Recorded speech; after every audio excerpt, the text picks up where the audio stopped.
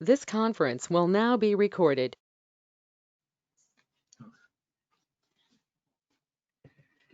Okay, so today we will look into another metallic poison, mercury poisoning. Now we have seen previously two poisons, one is arsenic, and then we have seen lead poisoning. So in the last class we have seen lead poisoning, and we know some of the salient features of lead poisoning are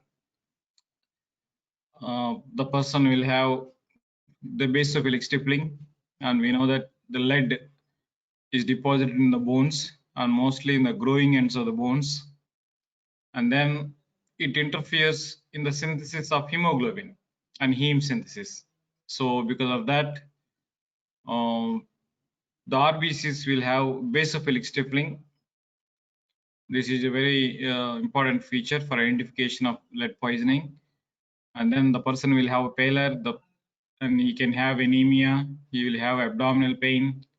So all these things are some of the features we have seen. And then the person will have lead line on the gums. So these are some of the very important silent features of lead poisoning. Today we will look into mercury poisoning. So mercury poisoning, mercury is otherwise known as quicksilver or liquid silver. So because it is silver color, so it is liquid silver or quicksilver. What are the sources of poisoning in this case? So we have barometers, we have thermometers, which have a column of mercury, and then we have, it is used in ceramics, dry cell batteries. Mercury is used in explosives, fireworks, and then in fluorescents and mercury vapor lamps. So these are some of the products or some of the industrial materials which use mercury in their process of production or in the process of their manufacture. And then what are the uses of mercury in medicine and dentistry is we have dental amalgam. So it is very commonly used in dental departments by the dentist. So in order to fill the caries teeth or whatever, so they will create a dental amalgam, an amalgam with mercury and then other hardening stuff, and then they will pour in order to reconstruct the defect in the teeth. And then mercury is also used in antiseptic and disinfectant. And miscellaneous, what are the miscellaneous uses? Mercury is used in electroplating, in fabric softener. So in order to soften the fabric, and fingerprint powder, gold and silver extraction. It is used in pesticides, rodenticides, and fungicides. So these are some of the industries which use mercury as an essential ingredient, and mostly in our departments, in our casual, we know thermometers very commonly used. Thermometers will have the mercury column, and then we have BP operators. So barometers, BP operators will have manometers, will have mercury column. So nowadays the trend is shifting to digital world where we have digital thermometers, we have digital BP machines or barometers. So the trend is shifting from mercury columns to digital thing. But we know that the mercury column or the BP operators with manometers are very, means they're very good and exact nature of recording the evidence. But the digital, they can have some changes relating to the environment, they can have some changes relating to the machine working, or even they can have some changes regarding the expiry of the machine. So all these things can vary in the digital nature, but the manometers having the mercury column doesn't have any influence of the environment. So that is one positive point in this. But as the days are going on, as the digital world is coming, so most of the hospitals, doctors, in clinics, they're using the digital thermometers and the digital BP apparatus. There are three forms of mercury. One is metallic, inorganic, and organic.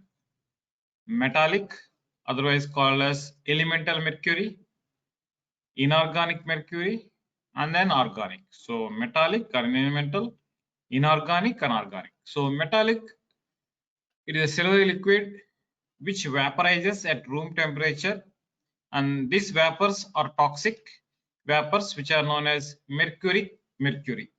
So metallic, so even if suppose if the thermometer breaks, the mercury will come out of the thermometer and then it will lie on the floor, and if you leave it there itself, if the temperatures are high, mostly in summer, that mercury which is elemental, it can vaporize, and then a person who is removing that, if there are large quantities of mercury, then he can get this mercury poisoning called mercury.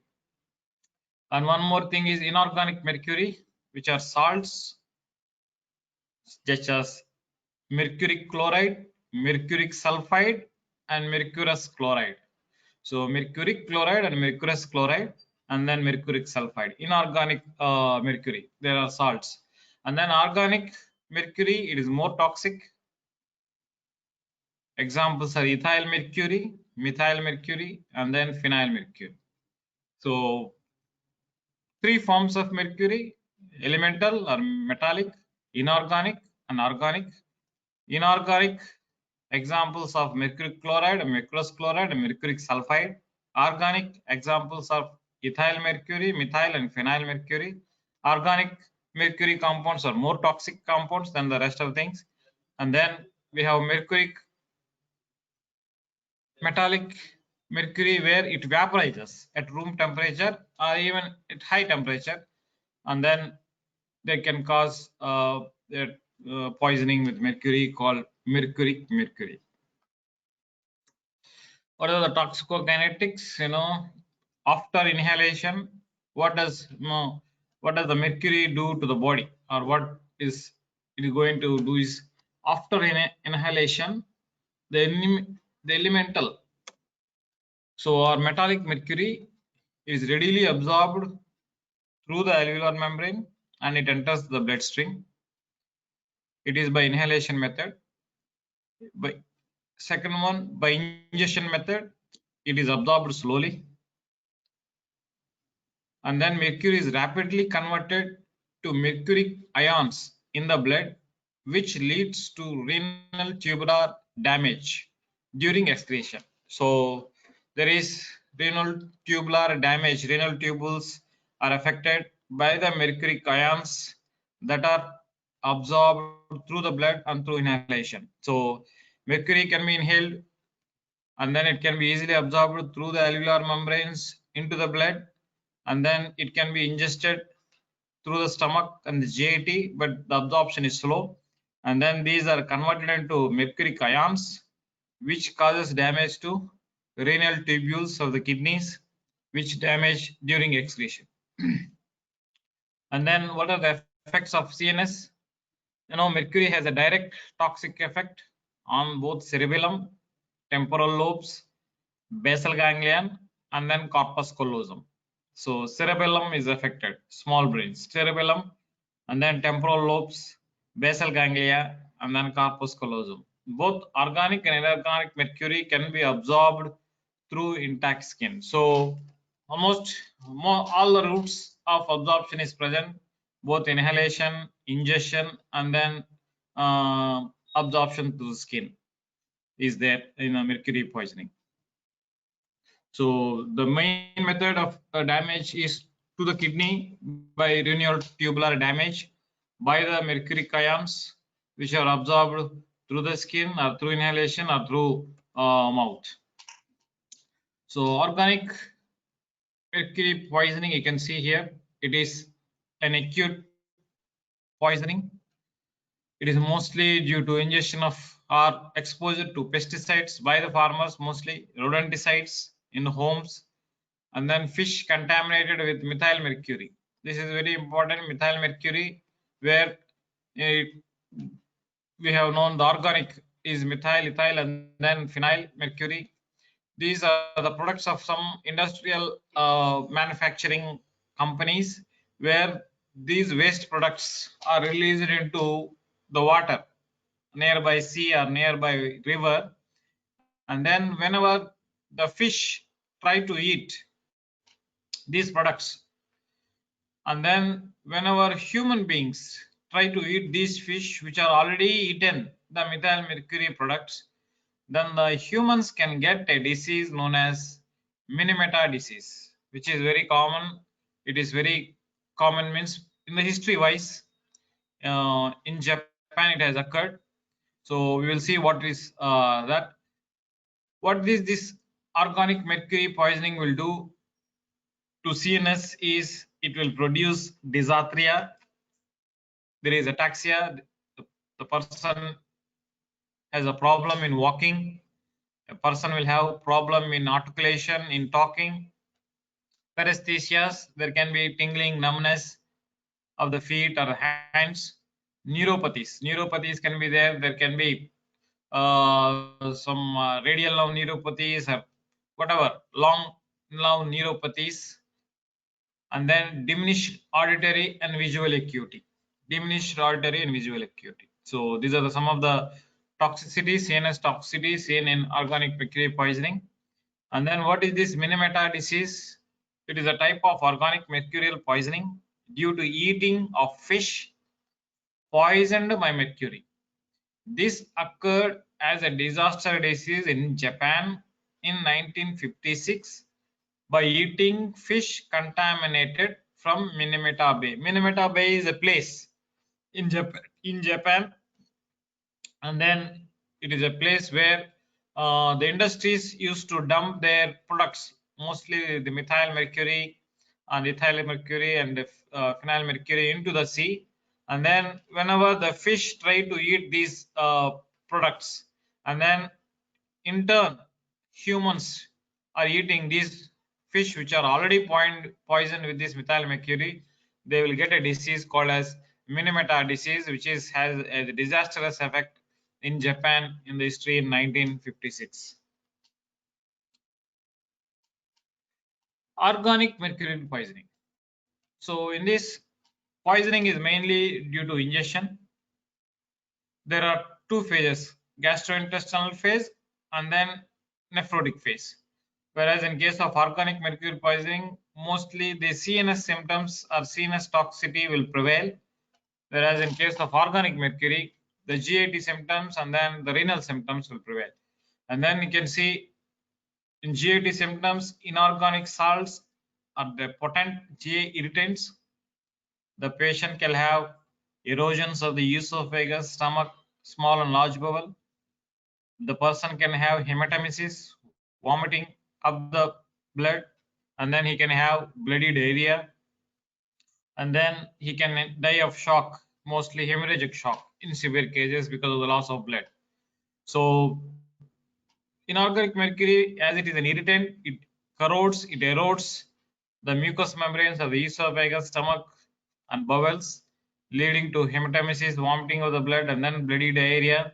And then it can cause loss of blood, and then it can cause volume loss of the blood, and then it can lead to shock in severe cases.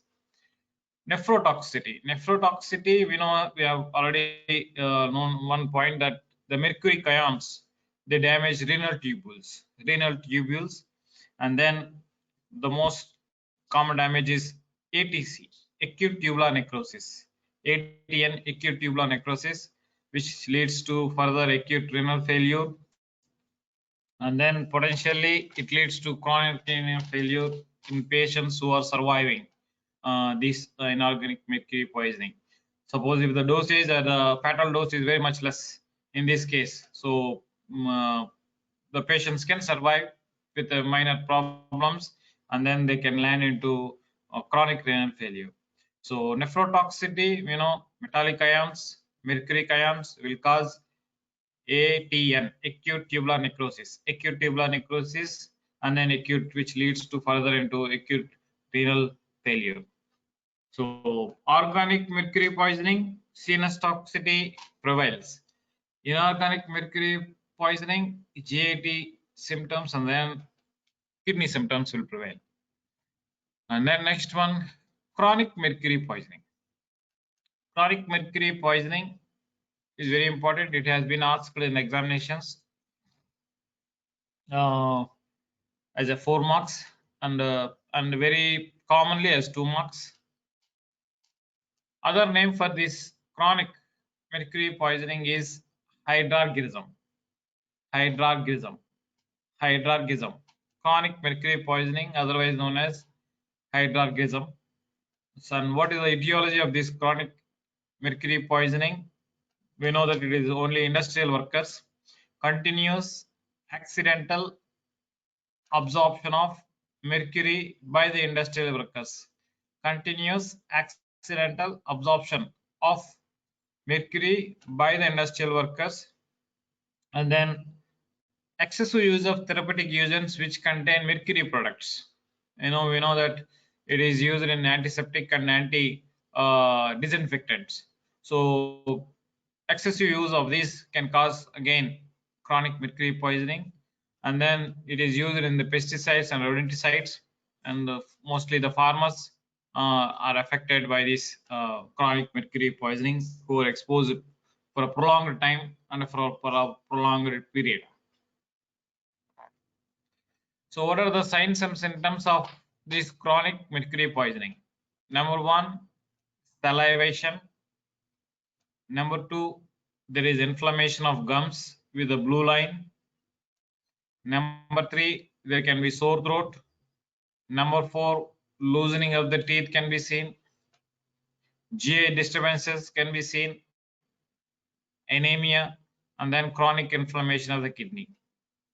So again, signs and symptoms once more: salivation, inflammation of the gums with the blue line, sore throat, loosening of teeth, GI disturbances, anemia, and then chronic inflammation of the kidney. And what are the specific symptoms of this chronic mercury poisoning? Very, very important. In these 5, anything can be asked as a 2 marks question. One is Danbury tremors, Concussion mercurialis, mercurial erythism, mercuria lentis, acrodynia. There are 5 specific symptoms for mercury poisoning: Danbury tremors, Concussion mercurialis, mercurial erythism,